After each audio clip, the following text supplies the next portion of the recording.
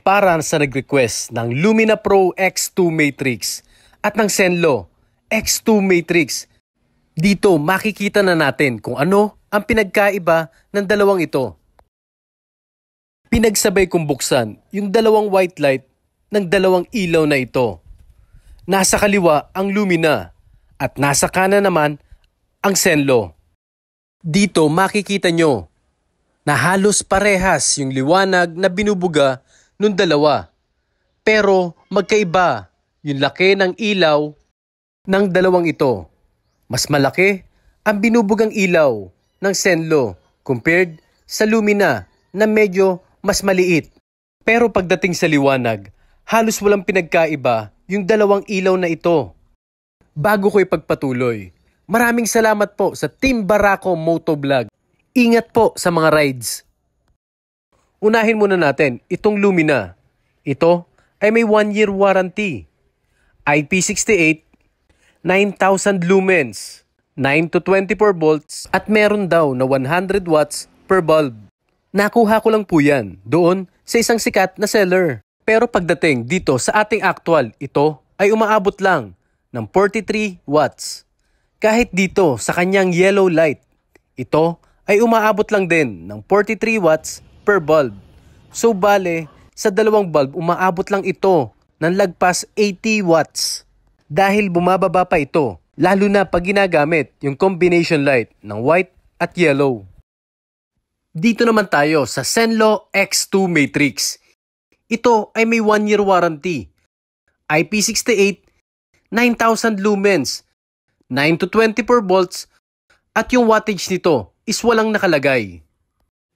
Pero dito sa ating power supply, makikita natin yung wattage nitong ilaw na ito.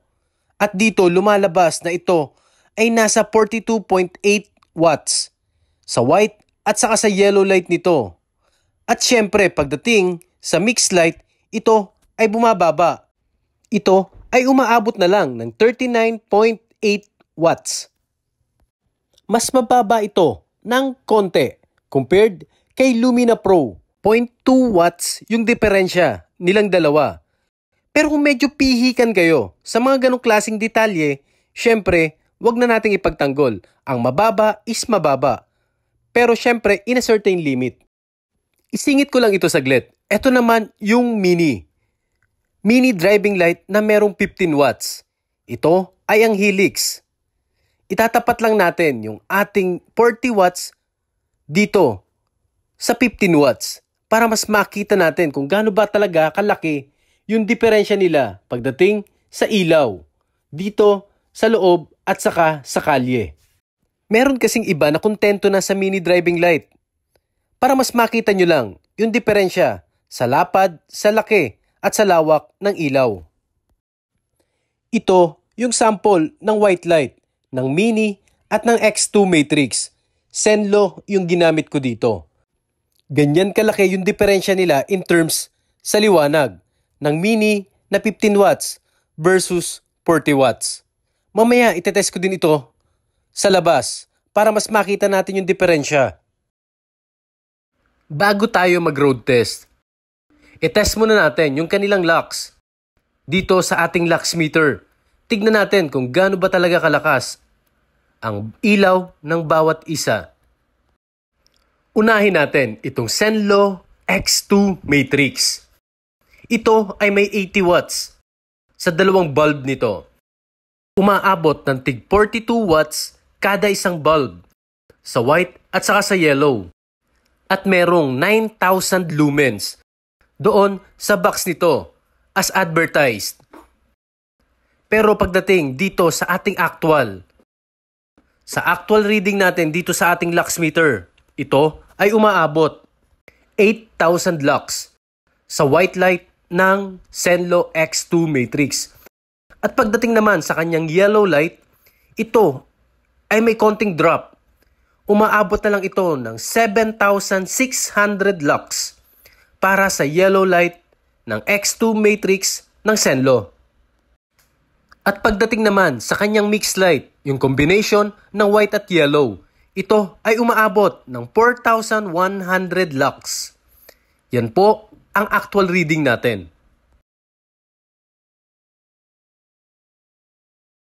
Ito naman yung ating lux testing sa Helix Mini Duo. Ito ang reading sa kanyang white at yellow light. Ito ay umaabot ng 3,000 lux sa kanyang white light. At pagdating naman po sa kanyang yellow light, ito ay umaabot na lang ng 2,800 lux. Ito na ang Lumina Pro X2 Matrix Lux Testing. Dito na magkakaalaman kung sino ba talaga ang mas malakas sa dalawa pagkatapos ng reading na to. Nasa 2 meters din po ang distance ng ating sensor. Yan na po ang gagamitin nating standard sa ating mga measurement.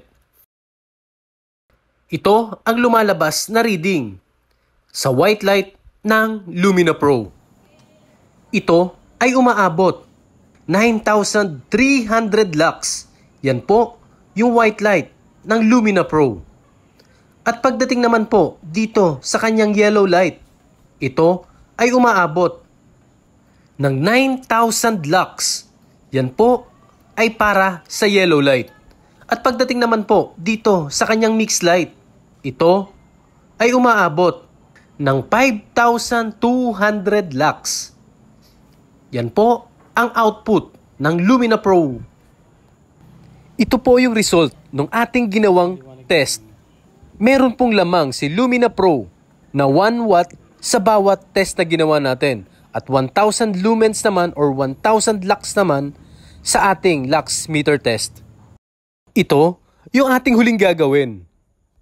Ang road test para makita ninyo ng actual habang ginagamit sa kalsada. Ito yung sample ng ilaw ng kanilang white light. Zenlo X2 Matrix yung nasa kaliwa at Lumina Pro naman yung nasa kanan. Dito pansin na pansin yung laki ng ilaw. Yan yung size difference nilang dalawa. Sa size lang talaga medyo kitang-kita yung kanilang diferensya. Pero sa tingkad ng liwanag, halos wala kang makikitang pagkakaiba. Lalo na pagdating sa yellow light. Napakaganda at napakalapad ng ilaw na to. Tignan nyo, maigi. Yung motor na dadaan sa kalye hanggang makarating siya dun sa dulo. Ganon kalaki at kalawak yung ilaw na nasasakop nito.